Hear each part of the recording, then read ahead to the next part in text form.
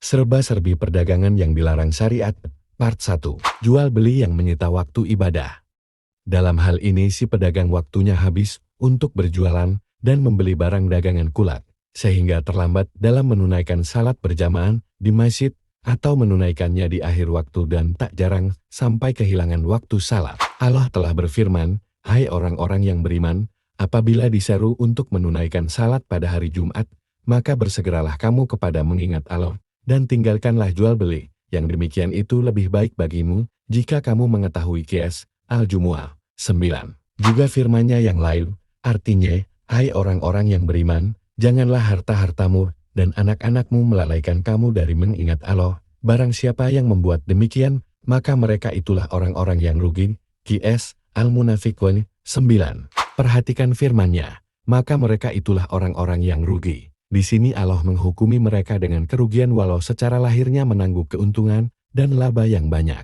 Hal ini disebabkan harta dan anak-anaknya yang banyak tidak akan bisa menggantikan waktu salat dan zikrullah yang ia tinggalkan, dan inilah kerugian yang sebenarnya. Keuntungan bagi seorang muslim hanyalah jika dapat mengumpulkan dua kebaikan, yakni mencari rizki dan beribadah.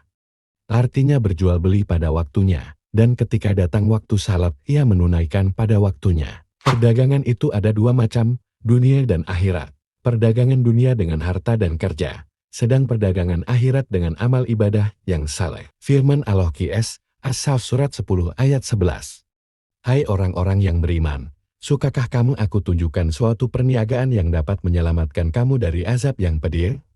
Yaitu kamu beriman kepada Allah dan Rasul-Nya dan berjihad di jalan Allah dengan harta dan jiwamu.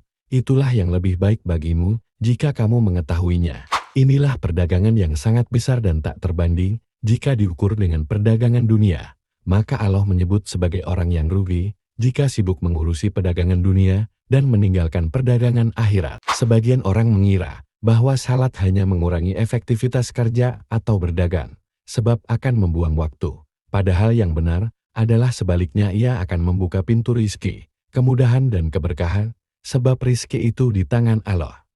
Jika seseorang mengingatnya berdizikir dan beribadah kepadanya, dengan isinya Allah akan mempermudah dan membuka pintu rizki untuknya. Allah berfirman, laki-laki yang tidak dilalaikan oleh perniagaan dan tidak pula oleh jual beli dari mengingat Allah, mendirikan salat dan membayarkan zakat, mereka takut pada suatu hari, yang di hari itu hati dan penglihatan menjadi goncang. Quran Surat 24 ayat 37. Jual beli barang haram.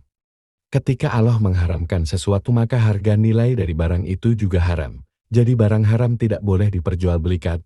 Rasulullah Shallallahu Alaihi Wasallam melarang menjual bangkai, homer, babi dan patung. Jual beli homer.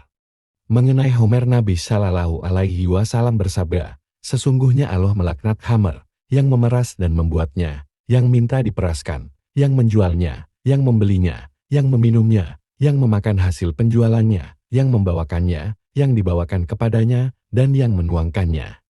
Hadis riwayat At-Tirmizi dan Ibnu Majah. Hammer adalah segala sesuatu yang memabukkan dan menghilangkan akal, apapun jenis dan mereknya. Termasuk dalam hal ini adalah segala jenis narkoba, ganja, opium, kokain, heroin, dan sebagainya. Bahkan ini semua lebih parah lagi. Demikian pula jual beli rokok, mengingat keberadaannya yang membahayakan, mengganggu orang lain, juga menyia-nyiakan harta. Semua orang, termasuk pihak yang memproduksinya, sepakat bahwa rokok adalah tidak baik dari semua segi. Jual beli alat-alat musik, seperti drum, gitar dan lain sebagainya, yang biasa dipakai para musisi untuk mengiringi suatu nyanyian. Lanjut part 2. Semoga ilmu ini bermanfaat, dan kita selalu mendapat petunjuk dari Allah. Jangan lupa follow akun kami, B2B, Bisnis to Barakah.